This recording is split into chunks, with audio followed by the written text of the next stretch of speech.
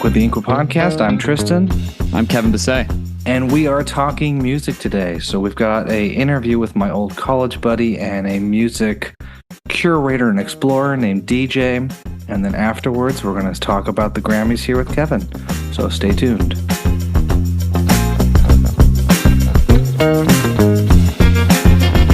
DJ Andreasen, welcome to the InQua Podcast. Thank you, Tristan. Glad to make my debut appearance. We've known each other for almost 14 years, which is pretty crazy. Yeah, I keep thinking time has flown by. It doesn't feel like it's been that long, but unfortunately it has. Yeah, I was going to say second or third week of June, YView Apartments at BYU, yes. 2010, and we were heading to church, right? I think so. Yeah, because did you live in my staircase or? I was one staircase over and up a floor. Yep, up a floor on the right side. My cousin and I, and then my friend John. Well, we became friends, but John Albright. I remember John. Yeah, not the best of friends, but I don't think I've talked to him in 10 years. Yeah, I haven't. I definitely haven't talked to him in even longer. Yeah, but yeah, walking to church. I think that first Sunday. Yeah, that's right. Okay. So it's been a minute, and then we were roommates with the illustrious, and maybe we'll come on the podcast, Stuart Wheeler. Yes, the famous Stuart Wheeler. And then played some music. I faked it on the drums a little here and there. Had some rock band days with CCR, the Beatles, Green Day. All the classics, yes. Pretty horrendous church event that we might or might not talk about. Oh, I had forgotten that. I didn't even put that in my notes. That was a traumatic experience. It was. I try to block that out, but it always comes back every couple of years, unfortunately. I mean, the Spark Notes version is Sunday night, our apartment complex, church, whatever you want to call it, had like a talent show. And they had the little talent showcase, and the girl who was in charge of it, she asked this Ryan, who played guitar and sang a bit, "Hey, will you do a song?" And I think the whole idea there is he'll sing some sort of hymn, all nice and pretty. And he said, "Hey, do you want to accompany me on the bass?" And I said, "Yeah, I can probably do that." And what ended up happening, the short of it is, instead of an actual song, we just played snippets and riffs of classic, like heavy metal and hard rock songs. I definitely can't remember any specific songs, I'll say that much, but I thought we might get in some trouble for some sacrilege, doing that in the chapel, but it turned out okay, I think. I remember specifically Black Sabbath being included, and just thinking of the, humor in it. Black Sabbath on the Sabbath. Yeah, I was pretty sure it was a Sabbath song, but I definitely, for the life of me, can't. Maybe it was just like Iron Man or something. I don't know, but we really tested our luck there. But you lived to tell the tale. We came out unscarred, at least physically. Yeah, the emotional scars linger. Well, and then later, 2010, before 2011. We went and played the Velour with Stuart. Yeah. I think we did one original of his, and then, of course, Fire Coming Out of the Monkey's Head, out of the Mountain's Head, by the Gorillas. Yes, Fire Coming Out of the Monkey's Head. Off Demon Days. You know what? My memory must not be so good, because I completely forgot about that. But yes, I remember that we had Connor come up. He played the Dennis Hopper role. Yeah, the spoken word, and it was pretty awesome. I do remember that now. Pretty awesome. Yeah. There was, I don't even think I remember, someone had come up to me in 2014 and was like, "You did this at the Velour with the guy doing spoken word." And I was like, "You're right. I can't believe anyone remembered that." But that is impressive. See, they remembered. I apparently forgot that. I forgot that night, but they remembered. So you went on to bigger exploits. You played some bands. Yeah, I played around a little bit. Yeah. Yeah. Now, as far as music goes, Yeah, where did you grow up? I know you grew up in South Dakota, but talk a little about where you grew up, when you first started falling in love with music. Yeah, so I have kind of like a weird music origins. Well, maybe not that weird, but feels kind of weird. So yeah, I grew up in southeastern South Dakota. My I guess earliest music memories are my dad he grew up a big metalhead. My grandma would throw his Slayer records. She found them once, I guess, and chucked them in the garbage. So I remember lots of like old Metallica, like Ride the Lightning era, Master of Puppets. So like that kind of stuff. Hair metal, which isn't as fun as the thrash metal, but lots of hair metal I grew up on. And then a lot of old country and Western music, where there was some AM radio station out there. And so when we'd be driving around Saturday mornings, it'd be a big old dose of Patsy Cline and Hank Williams and Merle, Willie Nelson, all that. And so I basically grew up early on. My earliest music memories are just country and Western and thrash metal with a bit of that good old 90s pop radio kind of mixed in, for good measure. But yeah, early on, definitely was a very casual music listener. When I was thinking about, just music in general and coming on this show, I remembered, I dug down in the memory, and my first CD I bought, I remember that now. It was a group called ATC. ATC. A Touch of Class.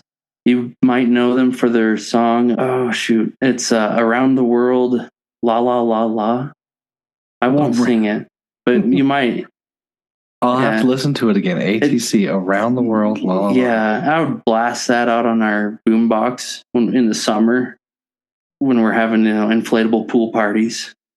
That and some Toby Keith. So gotta love some Toby Keith. Yeah, that's it's a little cringe looking back, just rocking out to the courtesy of the Red, White, and Blue and a bit of a Euro pop. Having a pool party as like a 8 or 9 year old or however old I was back then. A part of me still imagines South Dakota as having that country, thrash metal, Euro pop. Toby Keith. People love their country music out there. Kind of country growing up, and then once I kind of got into middle school, it was like a lot of my friends, I think they either listen to country music or kind of that mid 2000s like butt rock. Butt rock. I think that's the technical term. Nickelback, Theory of a Dead Man, okay, Buck Cherry, just whatever was playing on like the hard rock station out there. Yeah, and then of course Eminem. Everyone was into Eminem. Yeah, Eminem was a big part of growing up. Yep. Yeah, back then. But yeah, so it's kind of all over the place, but that's my earliest like kind of music listening memories, And when did you start playing?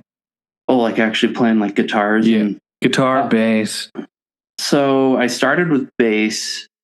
I'm pretty sure my main reasoning was there were 4 strings instead of 6. Yeah. And so it seemed like something I could do. Goals and expectations. Same here. Yes. Start low and then you can work your way up. That was probably not till I was 15, maybe 16.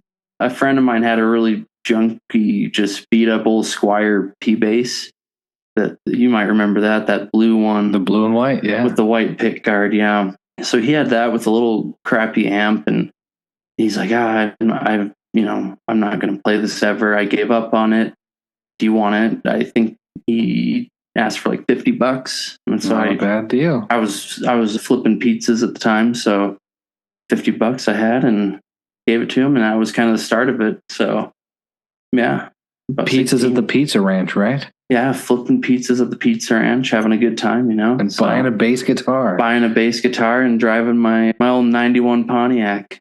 Oh my gosh, that's awesome. Where nothing worked except the motor. Do you feel like playing bass helped you find your own music and what you liked, kind of differ from your parents or your friends? Yeah, I think so. Around that time was when I started getting into like that's when because I think the first band like where I listened to the albums I got into was Linkin Park. Mm-hmm. Like most people our age, a lot of people probably, but the first couple bands I really started getting into after that, and then wanting to play like their music and copy those bass lines, was like the Killers. Yeah. Like Sam's Town was huge for me at the time.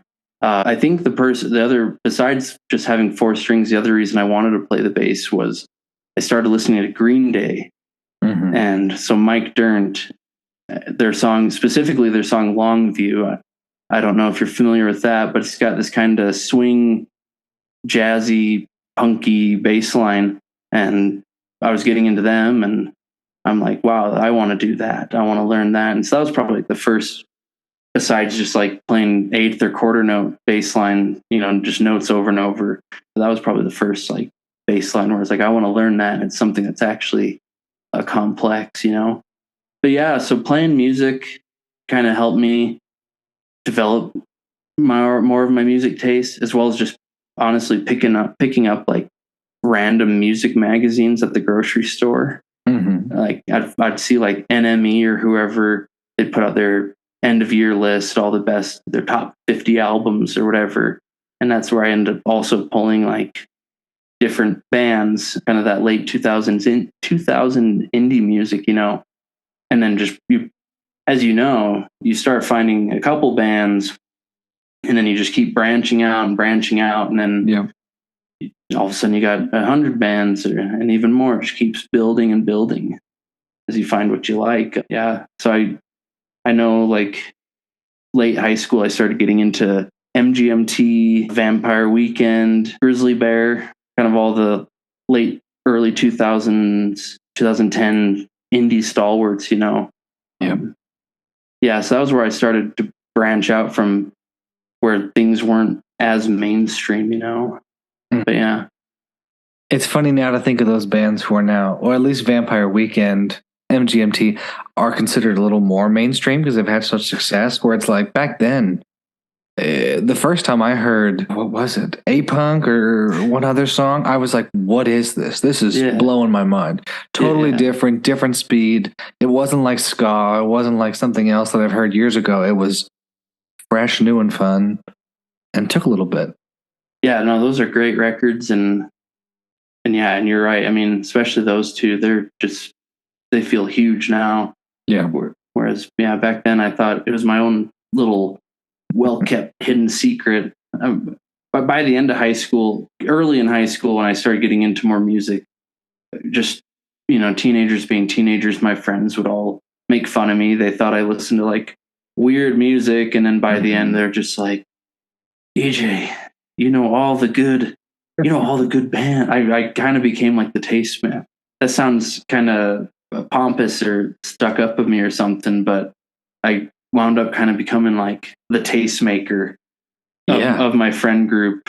And we'd all trade music with each other. But I feel like I started that, which was really fun. That's kind of the funnest part of music, is bonding experience, Yeah, and it's especially fun. I think you probably feel the same, of like when someone shares a love of a band or an album, and you're like, oh, if you like them, you'll like this, this, and this. Go give it a listen. And then you just send everybody on their own journey as you're taking yours too. And you're like, hated that, like that, don't like them, did like this song, but not the rest of the album.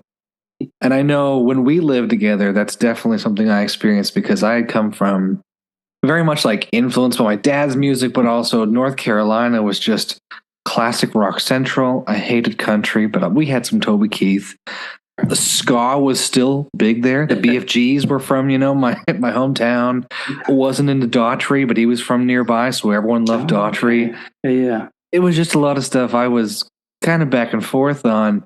And then being roommates, that was one of my favorite times as far as music goes in my life. Between you and Stuart, finding new bands, listening to new things, trying new things, and going, wait a sec, there's a whole world of music out there I hadn't even touched. And stuff like Green Day that I'd kind of written off after American Idiot. And I was like, wait, their old stuff's great. Those bass lines are great. Oh yeah. They're bouncing all over the place. Yeah, we had good times. I like just that exchanging of music between the three of us. like you said, it just really diversified things. Like that's where I first came across like Arcade Fire, Tom Waits, because Stewart was really big into them. I think I started kind of pulling a bit more appreciation for kind of some more classic rock from you, because you kind of brought that more of the classics. And I will like CCR. I feel like I must have gotten that from you, or at least the spark for that.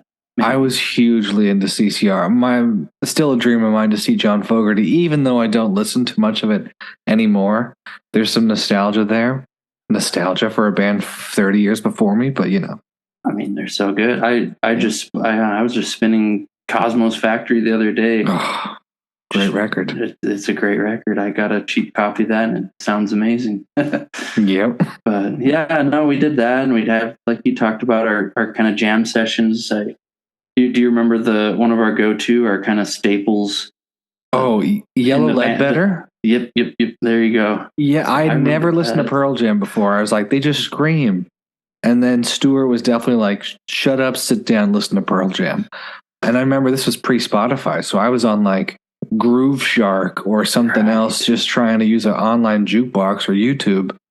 And I was playing Yellow Ledbetter terribly on the drums. He was like, you keep trying to ramp up when it's slow still. And I was like, I haven't listened to it. Okay. And then you had to sit down and pick it up. I really did. And I was like, oh, got it. Here's where it kicks off. I feel like I must have had the easy job. I just played the bass. I don't remember it being super complicated. I mean, maybe it was, but probably not. It's probably the hardest parts are probably the drums and keeping that groove, and then just Stewart shouting the gibberish, because nobody knows what that song says. Yep. It's just nonsense. But I feel like we played a Chili Pepper song, not Water Under the Bridge, or maybe something else. Stewart liked one of their other lesser known kind of singles. I think he liked My Friends. It's kind of a slower one off of not one of their more popular albums. Yeah. I remember one time we had the windows all open. It was a fall night and we were jamming. I mean, I know I was playing way too loud for what time it was. Oh, yeah. And we won't even talk about Brad Evans or whoever the punk downstairs was that was complaining. I was so mad at him. All I remember was we were playing so well that the RA came to our door, knocked, and he was like, yo, is that this band or this song? You guys sound great. Keep it up. Forget the kid downstairs. And that's when we knew we'd made it. We're like, oh, exactly. There we go. We were stars of the apartment complex, or at least our stairwell, our building. Yep. Oh yeah, those are good times. And it's funny, like you said back then, that music sharing was just such a more, I don't know, intensive kind of experience or thing to do, because like you said, we didn't have Spotify or Apple Music, and even YouTube might not have been as like reliable at the time, like to find everything you wanted, whereas now you can just find whatever you want. Super easy. Back then you had to, here's a CD, throw it in your laptop, or here's a flash drive with all these songs or whatever. Oh, that's right. The flash drives. Yeah, I feel like between flash drives and then the library, I would rent CDs all the time. I was like, okay, well, what are we listening to this week? And I will say, compared to just like radio or whatever else before, it really locks you into an artist and what they're trying to do in an album. You're like, oh, there's a story, there's a purpose, it's intentional, which I think you lose out a little bit if you're just hitting shuffle every day. Yeah, I mean, I know like with Spotify, I'll grab different albums, but because I'm just queuing them up one after the other, like you said, you kind of lose actually connecting. I mean, I used to sit I'd print out the lyrics to my favorite songs, wasting paper, obviously, I guess. But when I was in like high school, I'd print out like Killer's lyrics, and when I was like, oh, I gotta, gonna go to the bathroom or something, just sit and study them, so I knew every single word. Whereas now, I don't do that. I couldn't tell you lyrics anymore half the time. Yeah, there's something lost in it a little bit. But you also discover more and more music and lots of fun stuff. So it's kind of a trade-off. Yeah. Well, let's talk about some of your favorite albums. We're calling it the 311. So 3 of your favorite albums that people will know. 1 that is panned or people don't really like, but you love and you got a reason to defend it. And 1 that maybe most people haven't heard of that you got to open them up to. Yeah. Do you want to start with that 3 then, I take it? Let's start with the 3. Okay. Well, I already mentioned them, but the Killers. Like I said, Sam's Town.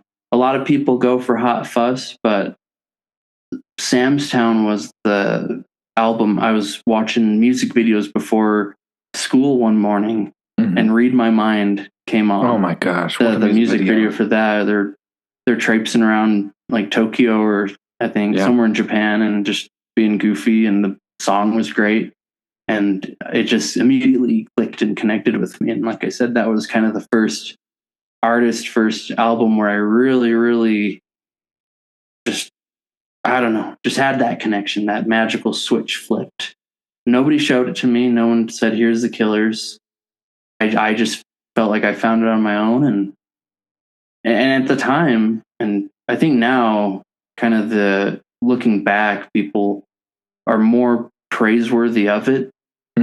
But at the time, it was very, because he was going around, Brandon Flowers was, and he was promoting the album and saying, this will be the greatest rock record of the past 20 years or the next 20 years, some 20-year span. Yeah. And then it came out and people were like, this isn't it. This isn't Hot Fuss.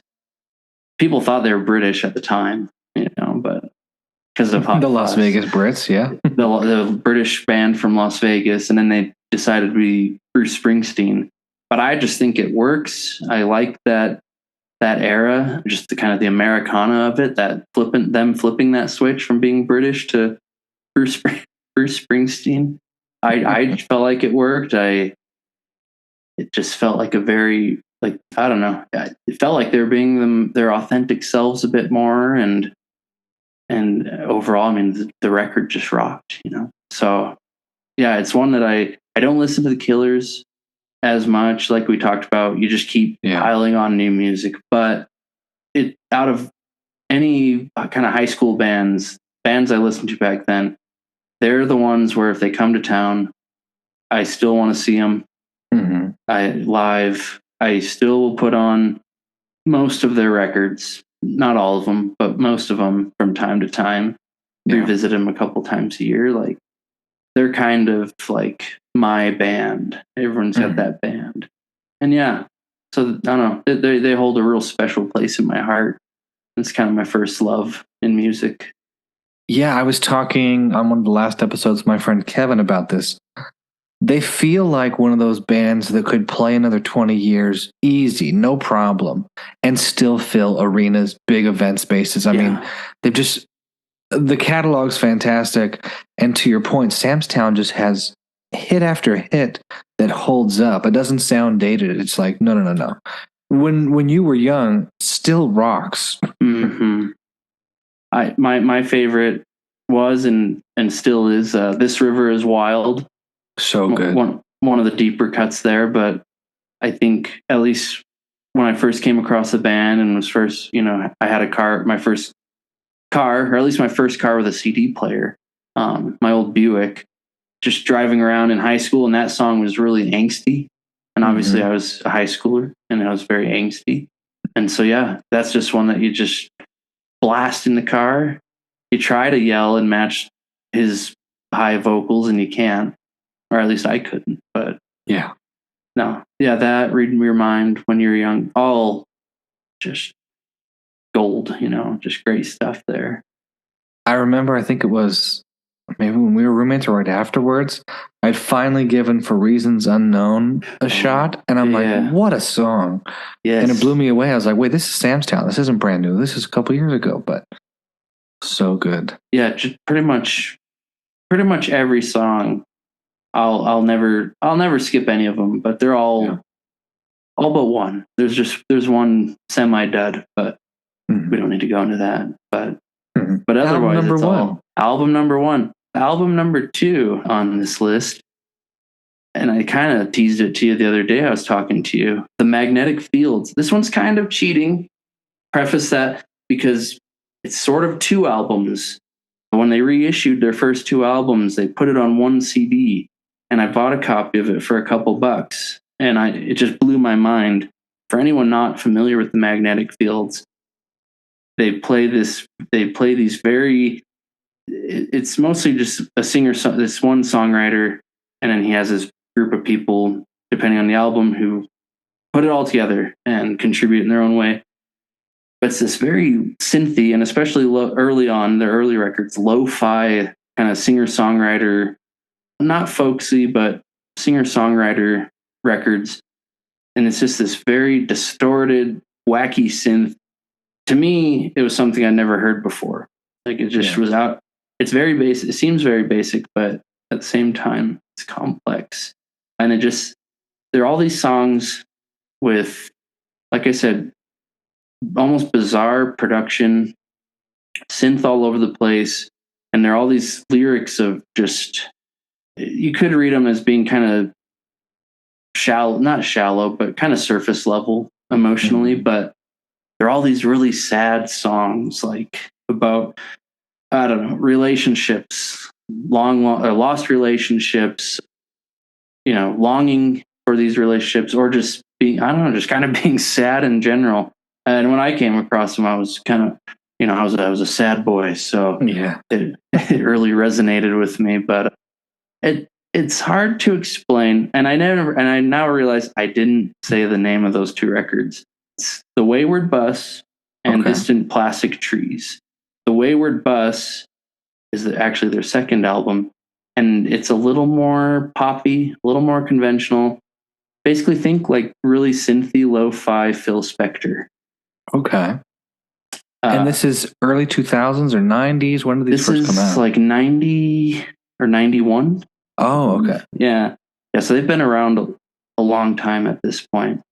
And the other interesting thing is, if you do go to kind of delving into their discography, after these two albums, it's either the main songwriter, the main leader of the project, Stephen Merritt, doing the vocals, or any of his like friends or other band members. Whereas this one, it's all just this one lady.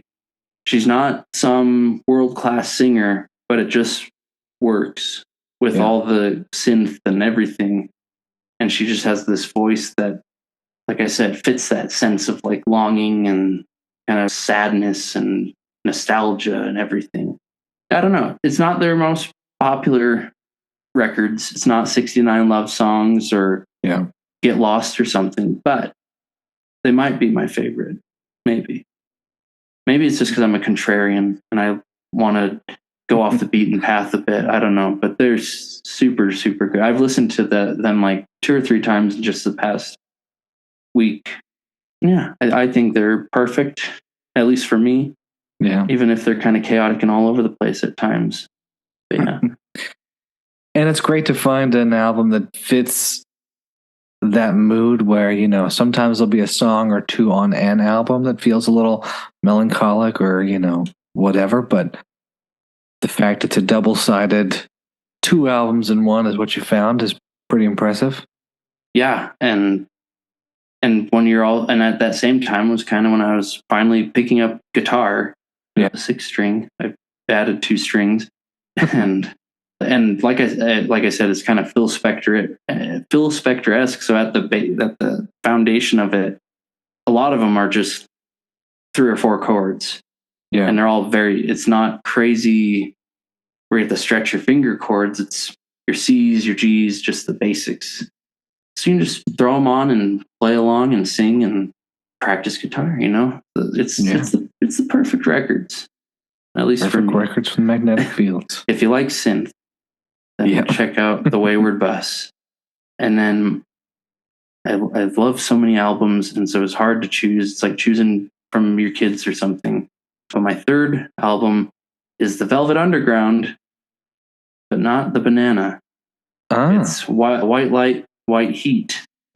Okay. For me, this is one that I didn't immediately love because I listened to it today, kind of preparing for this and revisiting it, and it attacks your ears. It is a violent sounding album. It is, I would say, for the era, for the time, even maybe now, parts of it are very, very transgressive. They just goes out off those norms that you expect, especially as me, someone who at that time I wasn't very like experimental. I didn't do noise, but this album is just, I mean, when they were recording it, I'm pretty sure it was either the engineer or the producer, somebody in the booth in charge of pressing the buttons basically said, you know what, I'm going to hit start recording and I'm leaving. I'm stepping out. You come and get me when you're done and I'll press stop because I don't have to listen to this because it's a mess. I mean, it's just, it's wild. If you like distortion and noise, they basically took any of the pop and everything off the famous Velvet Underground and Nico, the Banana record, any of that pop, they threw it out the window. Nico's long gone, and it's just, and they were really mad at the time that they recorded it. Just things weren't going well. And so it's just angry and violent, I would say. Just the guitars, like I said, so some of the highlights, just to dive into it, there's a song called The Gift, and it's 8 minutes long. It's a short story that Lou Reed wrote in college. And it's just over this kind of blues groove, this distorted blues groove. And it's stereo. So in one ear, you have the story. In one ear, you have just the music. So technically, if you turn off one side of your speakers or take it off your ear, you only get the story, or you only get the distortion and the guitars and everything. And it's just a funny little story about a guy who misses his college girlfriend, so he decides to mail himself in a box. And then just, it comes to a fun conclusion. And then, the album closes on a 17-minute just distortion jam. Wow. About some drag queens, I guess, having an orgy, and cops show up, somebody gets shot, and it's a great time. Just another Saturday night. All right. 10 out of 10 record, Do not repeat what they're doing, but give it a listen. Don't know. Yeah. But no, if you're into noise and distortion and just having your ears kind of attacked, if that's your thing, then it's the record for you. That's the album. But if it's not, then their next one, they just basically become a kind of a folk rock band. So back to safety for all you of the Virgin. Yeah, but it's good. I mean, it's all good. But I love the distortion. I love the just screeching guitars and everything on that record. The attack. Well, and that made it in your 3 albums, not even including the one that nobody else likes or the one they haven't heard of. So I'm excited to hear what those 2 are. So I'll go here on to the one that people might not like as much, or at least I don't think it got a lot of love when it came out. And it's funny because when we were talking the other day, I told you a band. I told you a band that I don't listen to really anymore, and I probably sounded like I hated them, which I don't. But I don't listen to them. Oh, okay, yeah. Red Hot Chili Peppers, right? Yep. Nobody likes One Hot Minute. I don't know if you've ever listened to that. And that's why I laughed when you said, what was that Chili Peppers song Stuart liked to play when we jam? Because that single is from this album. So I was trying to not spoil it or talk about it yet, but it doesn't have the hits. Okay. Nobody knows the hit. It came after Blood, Sugar, Sex, Magic, which had, Under the Bridge and Give It Away and all the other big hits. And everyone loved that album. It's one of the biggest things of the 90s, or at least the early 90s. Yeah. End of the 90s, of course, they had Californication. Everyone loves that. John Frusciante came back. But One Hot Minute, Frusciante, guitarist, had left the band. It wasn't working for him. He left. And so what they end up doing is they recruit Dave Navarro from Jane's Addiction, who's more of like a metal riffy guitarist. And so what the result is, they record it. It's not gelling well. I was reading up on it the other day. He Dave Navarro doesn't understand their jam technique, their kind of jam culture within the band of just sitting there and jamming it out to get ideas in the studio, like, and figure out all these solos, just the funk of it all. He didn't get that, and he thought it was weird, but they eventually, and Anthony Kiedis is back on drugs by this time. Okay. And so what you get is this kind of mess of an album. It's like an ugly dog, Other people might not like it, but it's your dog and you like it. You think it's adorable. But yeah, so with Dave Navarro coming in, there's still a lot of funk on it, but it's a little pulled back. And Anthony Kiedis doesn't really rap at this point because the funk is kind of gone. And so what it ends up being is this really weird, like, heavy riff album that's super kind of depressing and moody, which isn't, I don't know, people listen to the Chili Peppers, and besides like the songs about the drugs and whatever other adventures Anthony Kiedis is getting into in California in the 90s, like, you like to be happy when you listen to the Chili Peppers. You're grooving to the funk and having a good time. And then I feel like this album's not it. Like I said, it's a big mess and everyone's unhappy, but it makes all these really good songs. Somehow they work because it's not the same Chili Peppers. Yeah. You still have Flea and everybody, but they have a new guitarist, and so they all kind of come together differently. And I don't know, Flea's got some of these bass lines that just sound really aggressive and angry at times, and he's just rocking out playing. If you want some good Flea bass and you want it not from like the usual albums, the usual hits like Aeroplane, Coffee Shop, both of them they have like some really funky bass solos that he's just knocking out. Yeah. So like, if you love the Chili Peppers, but you only bounce around the albums and hits that people know, I suggest One Hot Minute, at least just to see what happens when it all falls apart. And it didn't get rave reviews when it came out.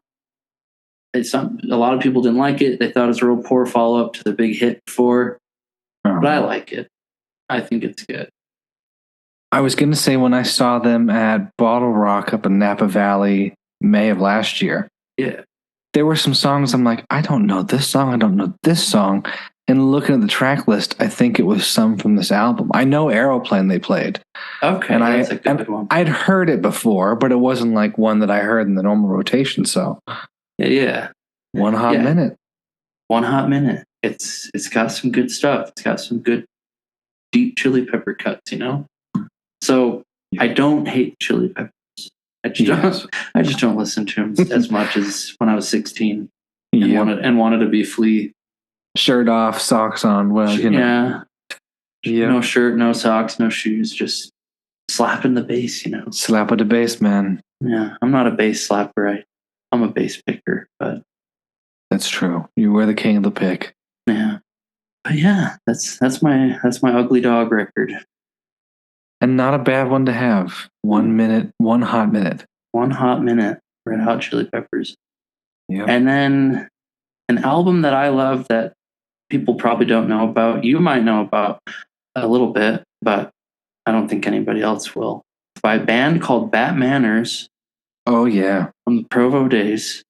Yeah. It's their album, their only album, technically, really. It's called Literally Weird, which is not on Apple Music, but I did find it's on Spotify still, so that's cool. And I don't know if you didn't get into Bat Manners as much, did you? I wasn't as much. There's a few songs that I just cannot stop listening to even now. Cabin 4, I absolutely love. Lowly's great. Egyptology, I mean, it still is on repeat for me every month at least. Otter Friend, the opening track, great one. Yep, so I love this album. I think it was maybe the singles that came after this I didn't like as much, or he was like releasing an EP here or there. Yeah, they tossed around a few little EPs and stuff, or just random tracks, and then it just kind of fizzled out. But it was basically like a college record, so everyone just went their separate ways onto life or other bands. I think it's funny because obviously we originally knew them as Timber. Mm-hmm. If you remember Timber, Yep. which was kind of singer-songwritery banjo folk music. It was folky porn for the 2010s. It was it was the bopping. Yep. It was the back and forth swaying, and they had violins, and they didn't have drums. I think they just had one of those little percussion boxes. Yeah, they sit on. But that was fun, and yeah, that was a good time. I found that CD. I'd never had the CD, but I found it like years later at a record shop in Salt Lake. Nice. So I was like, I got to snag that, the memories. But yeah, it was a cool album, I thought, at the time, and I was into all the Provo music back then. Obviously, going to Velour and the old Muse. I don't know if you Muse remember Cafe. Muse Music Cafe. They closed, saying they're gonna open somewhere else, and then never did. Yeah. But R.I.P. No, this was an album. Obviously you're familiar with your record, actually, but the kind of the themes on it were it's kind of a lot of loss. I feel like a lot of loss of, I think, kind of relationships, a loss of religion. I was still at BYU at the time, and it was this really awkward, weird time for me.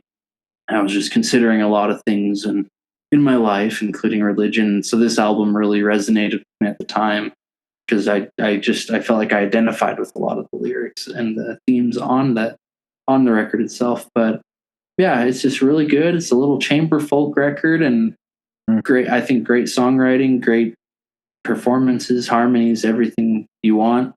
Anybody listening to this, I'm guessing you haven't heard of Bat Manners, but you might know them. You might know Choir Boy, which is what Adam Klopp, he's the singer of Bat Manners and Timber. That's his new thing now. It's been for a while now, and they've gone on to bigger and better things than the Provo music scene. But so if you are a Choir Boy fan and you want to go deep into the history of it or whatever, then Bat Manners is for you, I'd say. Yeah, I want to say Choir Boy, were they featured by Cascade or something like that? I remember there's something big that happened with them. So yeah, there was like some Cascade single or something. I remember I bought it on iTunes. I can't remember what it's called. I guess I probably have it still somewhere. But yeah, it had like Adam doing the vocals for it while Cascade was doing like the beat or whatever, and it was pretty good. So I think that kind of helped draw eyes to him a bit, and then yeah, they went from that Timber, the 2010s indie folk explosion band, to this chamber folk thing, and then Choir Boy was their kind of very 80s, kind of an 80s throwback. Yeah, that kind of 80s synth new wave. I don't know, not post-punk, but like kind of Cure-esque, I guess, in a way. Yeah. Which it's pretty good. But I think Bat Manners was kind of the high point out of those three for me. But yeah.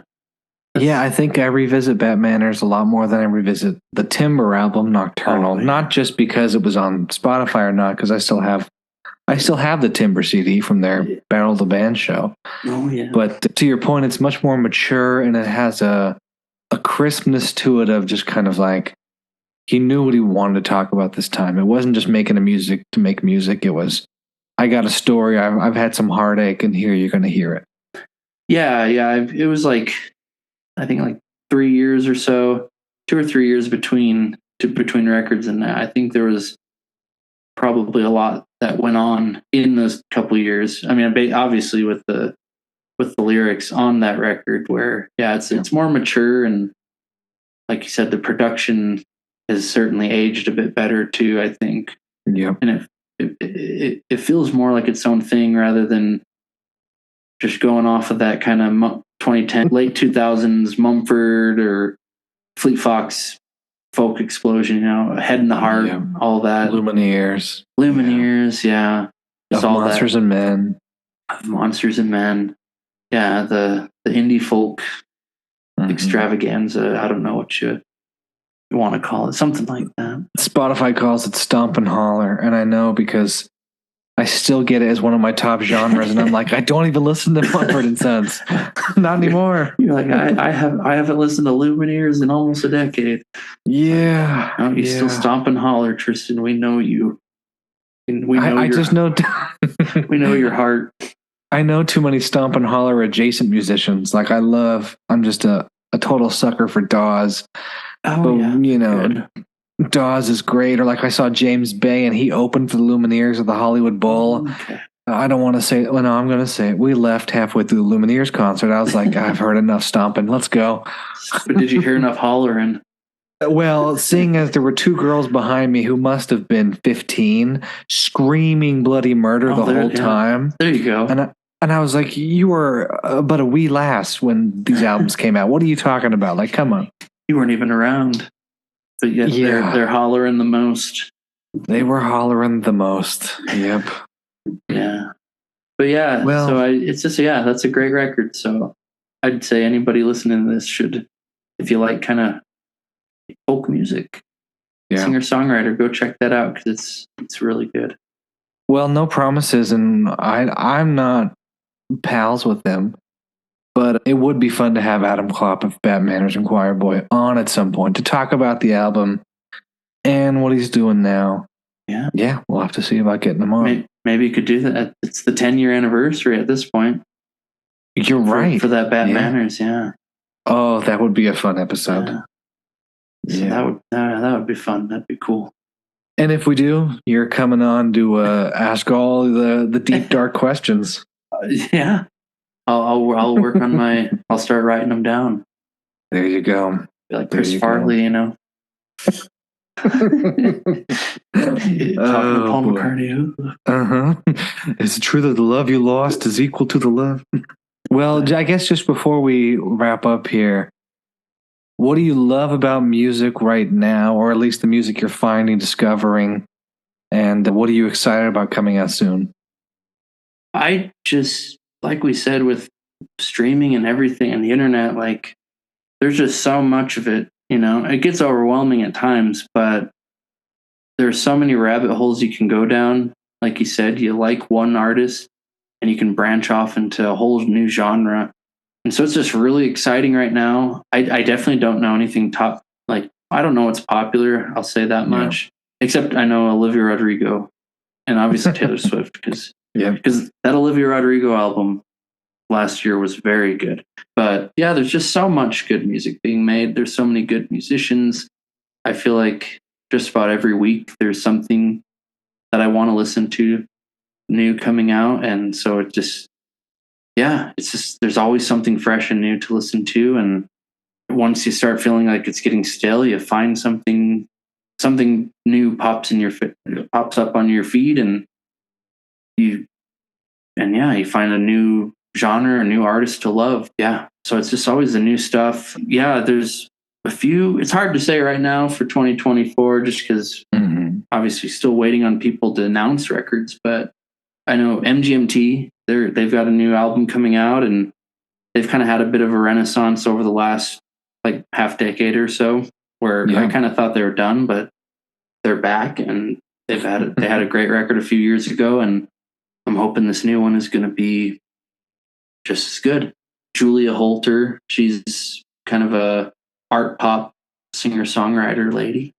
She has an album from like 10 years ago, Have You in My Wilderness, that I really, really enjoy. And I think it's been now almost 6 years since her last album. And so she's supposed to have something coming out in like 2 months. Father John Misty, it's not confirmed, but there's whispers. And so I'll see if he can bounce back from that last one. I didn't think that was very Chloe. Well, I can't even remember what it was called. Chloe in the 20th century, something like that. I've liked pretty much everything else he's done, but that one didn't. But we'll see. He just released a live album. Have you listened to that yet? I haven't. No. Okay. What is that site called? Not Bands in Town. What was the one where you'd find indie music online and buy it? Bandcamp. Okay. It was on Bandcamp. think it's on Bandcamp. Oh, I think I saw that pop up. Yeah. Yeah. Live. It was live in Sao Paulo, Brazil. But here's what I'll say, because I saw him at the Hollywood Forever Cemetery last year, 2022. I saw him there. Even he was like, Chloe in the 20th century is weird. Sorry, pandemic was a weird time. I decided to make a jazz album. We're just going to get through some of these, and just played like a few in a row. So at least he's a little aware of just like, sorry, folks, I'm going to get a little weird on you. Well, it gives you a space to go to the bathroom if you need to. Like, it does. You can. So I want to say on the live album, he only plays Chloe, maybe one or two others from the new album, but almost everything else was his first two albums. Okay, and those are the first few albums. Yeah, those first two albums are really, really good, and the other ones they're okay too. But yeah, those first two are not the same, but yep. Yeah, so there's whispers. I think he's been playing new music. Yeah, there's like this French kind of psych garage rock band called Slift, and they have a new album. I didn't write down a date, but soon, here in the next couple months. They had an album from like 4 years ago called Umman. I don't know if I'm pronouncing that right, but Umman. It's just this like 75-80 minute long, you just rock out, you know. It's super good if you like old school OCs or even new school, new OCs, kind of that garage rock, psych, krautrock, whatever you want to call it stuff. It's great. They'll have 10-minute jams or whatever. Yeah. And then Nick Cave. I know he's Nick Cave and the Bad Seeds. They're supposedly, they have new music coming out. So I'm curious what that will be. They've had some good stuff lately, but I'm curious if they might. He's kind of older, but maybe they'll get back into the really raucous old Bad Seed style music, but if not, it'll still be good, I'm sure. It's more the introspective, quiet songs, you know. But yeah, that's kind of a few things on my radar, I guess. I've got a whole spreadsheet, of course. the organized man. Yeah, with everything I want to listen to and whether I listen to it or not. Just tracking it all so I can remember it. Now, if listeners to the podcast want to know what you're listening to, what's coming up soon, where do you have a public playlist? Do you have an Instagram, something they can go follow? Yeah, I have my Instagram, and you can correct me in my. I believe it's at DDDD10, and those D's are DEE. So DDDD. You might have to put it in I'll put the link in there for sure for this episode. But yeah, at DDDD10. Yeah, and I usually post kind of movies I'm watching, records I'm listening to. I was thinking I might try to start making more videos rather than just a screen, you know, saying, "Oh, I listened to this album and it's really good." Kind of using like green screen effects or whatever, the TikTok style or like Instagram reels. But yeah, you can find me there, and I think I have a link tree where I post like what I'm listening to. Like I have my Last FM account that I started up again. So yeah, I can follow me there. Once again, it's all in the link tree on my Instagram. But yeah, DDDD10. Well, we'll link it in this episode's show notes on Spotify and on our website. Because I think, like you're talking about, it's always just finding some new album, some new band, or rediscovering something like you said, Magnetic Fields. It was after you had shown me them that I listened to 69 Love Songs years ago, and I was like, this is amazing. So yeah, always good to find something new and to keep discovering music. Yeah, it's the best. We all need to be listening to new music, you know? And it doesn't have to be new. You can find old stuff. There's new to you. Even if it's 40 years old, it can be new to you. So, well, thanks again for coming on, and we'll catch up with you soon. Maybe for Bad Manners, maybe something else. Yeah, I'd love to come back. Thanks for having me, Tristan. Thanks again.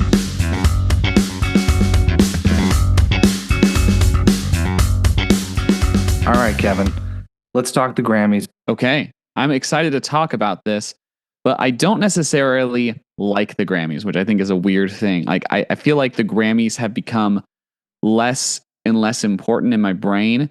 And also, I just think they miss nominating so many artists who are doing really great things across the entire spectrum of music. Like everyone they're nominating is from like US, Canada, or UK. And because of that, they're missing a lot of acts. Not everyone, but like most everyone.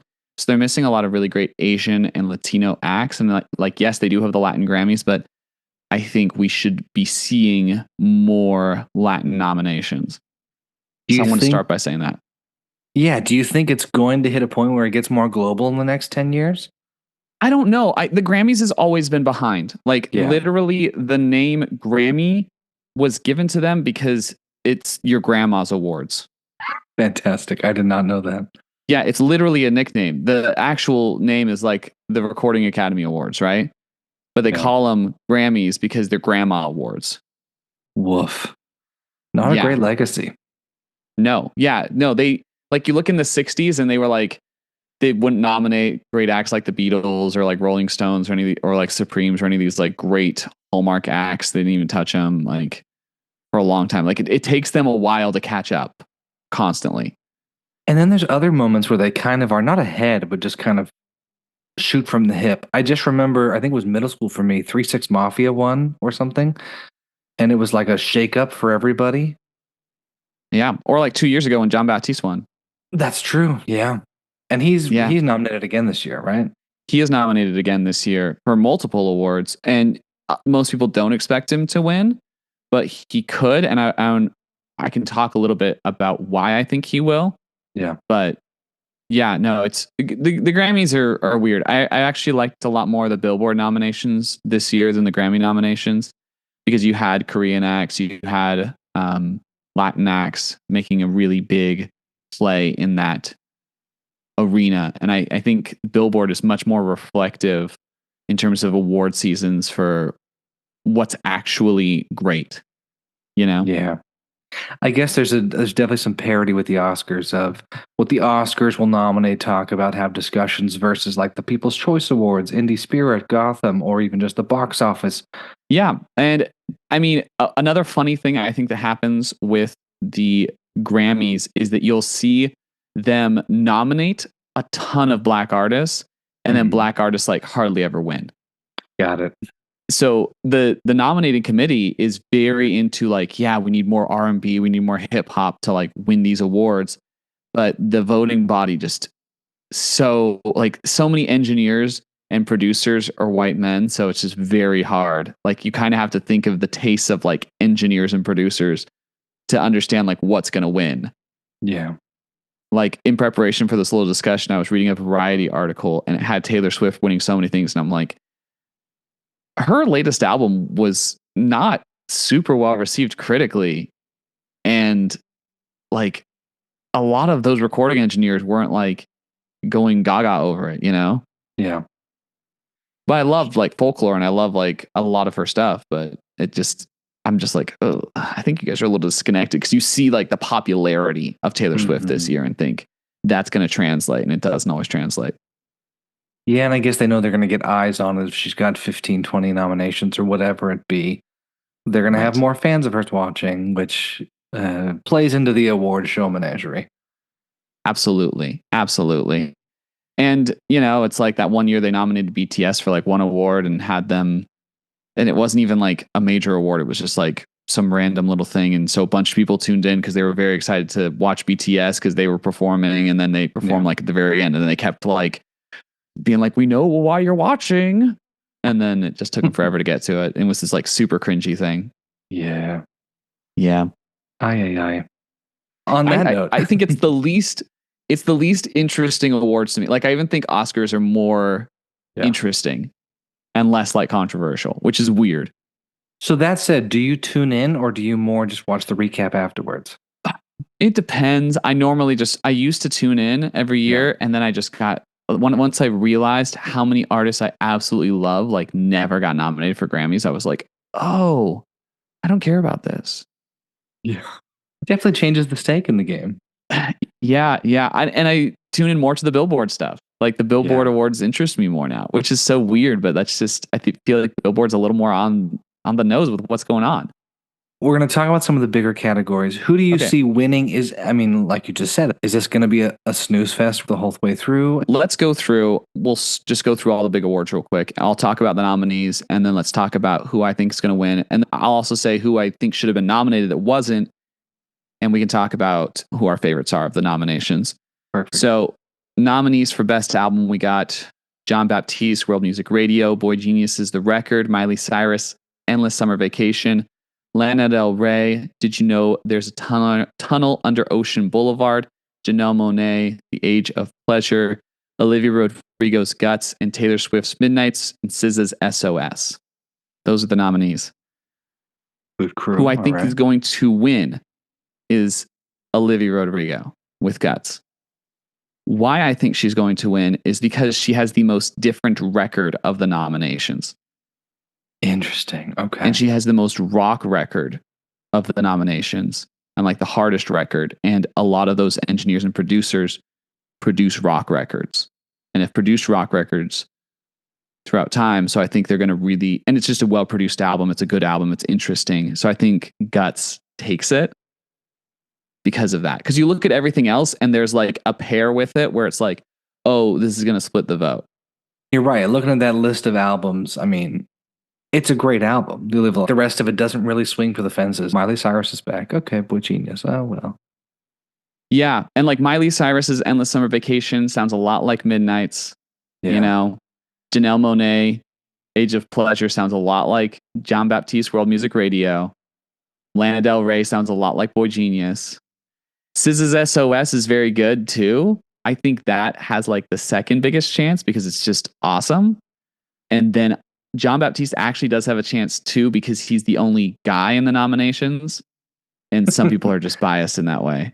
Okay. He's the minority. He's the minority gender in nominations. Yeah. All right. John Baptiste. Yeah. So I could see John Baptiste winning just for that reason. And I mean, he had some great producers on that album. Like, it's not like a bad album, but I don't think it's the best. Who I think of these is the best, my favorite is SZA's SOS, actually. Really? Okay.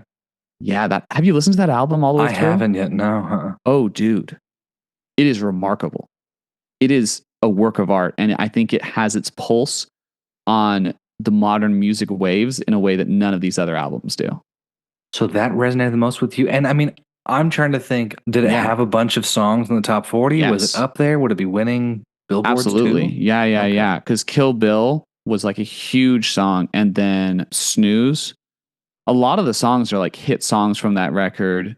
A lot of them were really cool. There's a lot of really great like piano, guitar, bass, drums that just kind of fits together in this really nice way. Has a really cool R&B vibe, but she like implements hip hop in an interesting way. It's never dull because I feel like sometimes I'm not a huge R&B guy. You know what I'm saying? That's not like my genre, but it's just so exciting and so exhilarating. And the songwriting is so top tier on that album. It's so interesting. And this is just her second album, right? It's not like she's like 4 or 5 albums deep. Okay. I think it's remarkable. I think it's a super good album. I mean, Guts is Olivia Rodrigo's second album too, which is kind of crazy. But SZA is a much older artist, much more mature. Like, if you are a rock producer and you're listening to all these albums, which one are you going to choose? For the good of your job, has to be Guts. Yeah. Yeah. That's just how I just think that's how it's going to work. Honestly, if they would have had like another great rock record on here, I think it would have competed and Olivia Rodrigo might not win, but there isn't another great rock record on this. What do you think? Which one of these is your favorites? I mean, I really liked Olivia Rodrigo. I like Boy Genius, but I don't think it should be album of the year. I found Lana Del Rey's Did You Know There's a Tunnel Under Ocean Boulevard interesting, but kind of tiring. I gave it like 2 listens and I was like, okay, it happened. Yeah. I'm not normally super into Lana Del Rey, and I thought that album was actually good. Like, I listened to it and I was like, I like this. Like, I liked it over NFR. So, I mean, how often did you go back to it? Was it like something? Never. No. No, I didn't go back to it. Like, I feel like a lot of this list I don't is like it that much. Good listening, but I wouldn't be mad to see Olivia Rodrigo win. I would be surprised if she didn't. Yeah. Like, that's the one category where I think she's like a pretty shoo-in just because of who else is nominated. But these aren't my favorite albums of the year. Like, I think I think Mañana Será Bonita should have been nominated by Karol G. I think that was an awesome album and it was totally deserving. And I think Quest for Fire or Don't Get Too Close by Skrillex from this last year should have been nominated, but they weren't, because those albums were, like, in my opinion, like hallmark EDM albums. They like resurrected EDM in my brain. But what about Both Andre amazing. 3000's flute album? I mean, come on.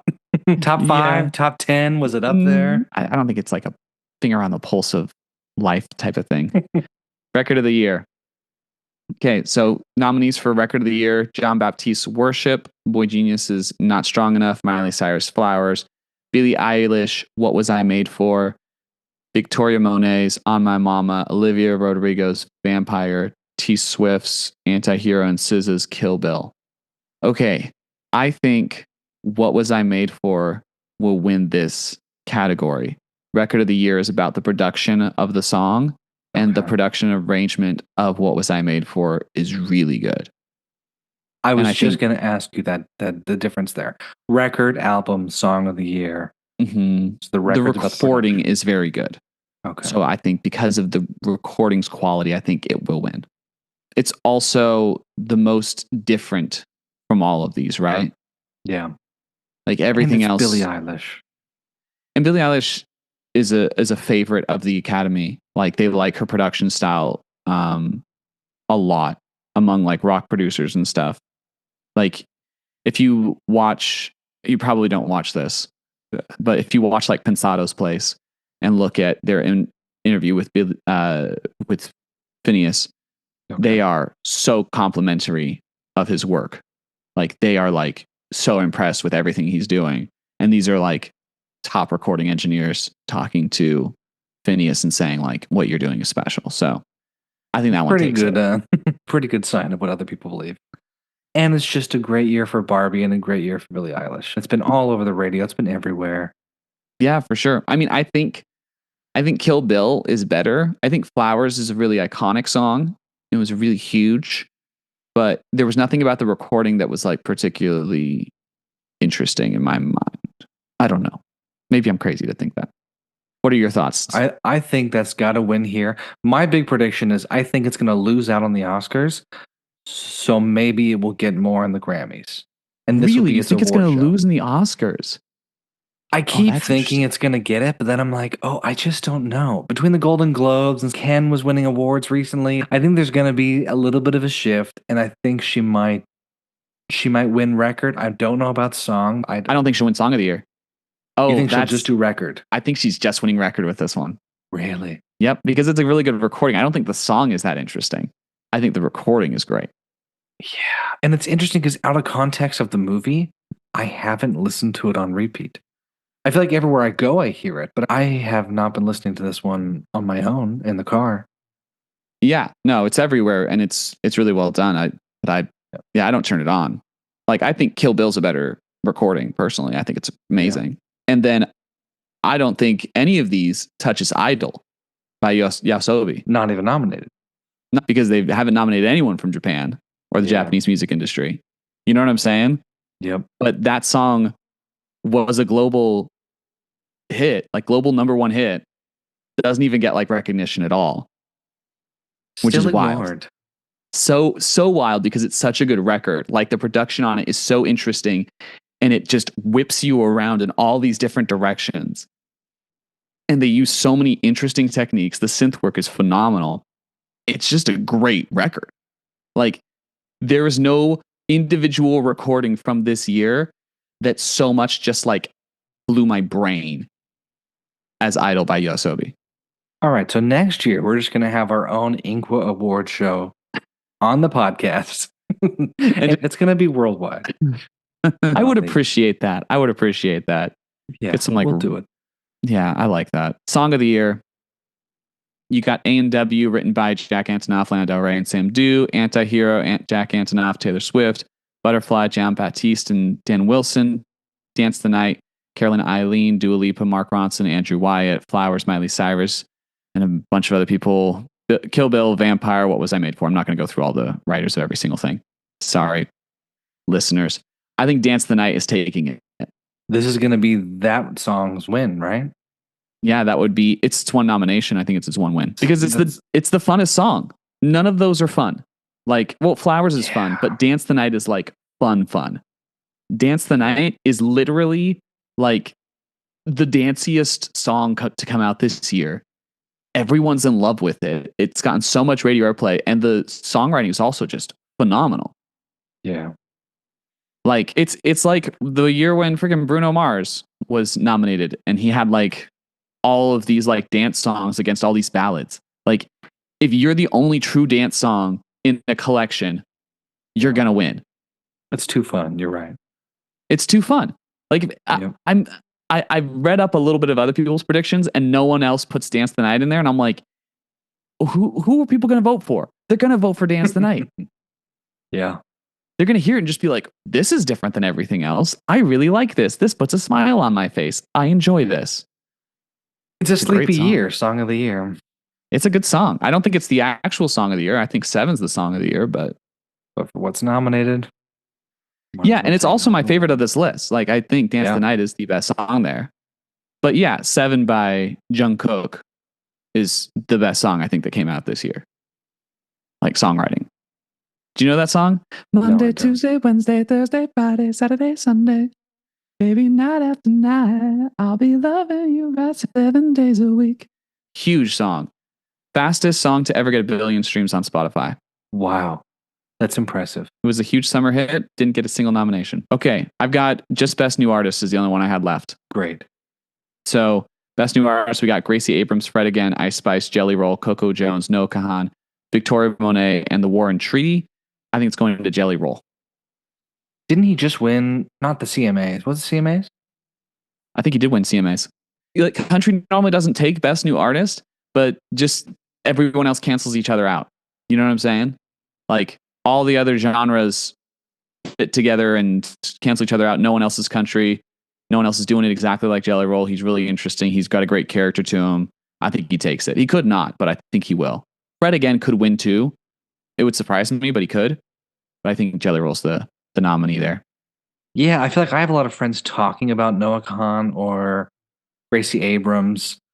But to your point, it feels like cancel each other out. Split between everybody there, and Jelly Roll is going to be something different. Anyone who loves country or even just sees he's doing something different in country is going to vote him. They're going to take him. And he's more poppy country, you know? Like, yeah, he's taking it. Those are the thoughts I had on Grammys. Like I said, I think the Grammys are stupid. 2025 InQua Pod Awards. We're going to have all Japanese, Korean, Latin American. Well, they don't do anything. They don't do anything because they're not saying what's best, and they're not bringing new things to our attention like the Oscars. Like, I feel like the point of the Oscars is to bring films up that you don't normally pay attention to. Grammys is not doing that. They're not elevating the art and saying, they're not elevating the artist's mind, this little indie band out of, Arkansas is just putting out the best rap possible. Yeah. Yeah, they're not doing any of that bull crap. The Oscars are doing that. They're legitimately doing that. You know? Yeah. Like, I wouldn't have watched Parasite if I hadn't seen it win an Oscar. There's nothing on this list that I'm like, you know what? I should check out this Janelle Monáe. She's fun to watch. Maybe she's going to do new stuff. Yeah. Kelly Clarkson, best pop vocal album. Okay. There's room for a better award show. Yeah, absolutely. And they also need to just touch the Asian markets at all. Yep. Thanks for having me on. For those who are trying to enjoy the Grammys or who just want to have it on as background noise, I hope you enjoy it. Good performances. There'll be some good performances. Of course. Sis is going to perform, right? Sis is going to perform. They should have had freaking Karol G perform too, but I guess they're not smart enough for that. Not yet. Well, thanks again, Kevin, and we will catch up soon. Yep. See you, man.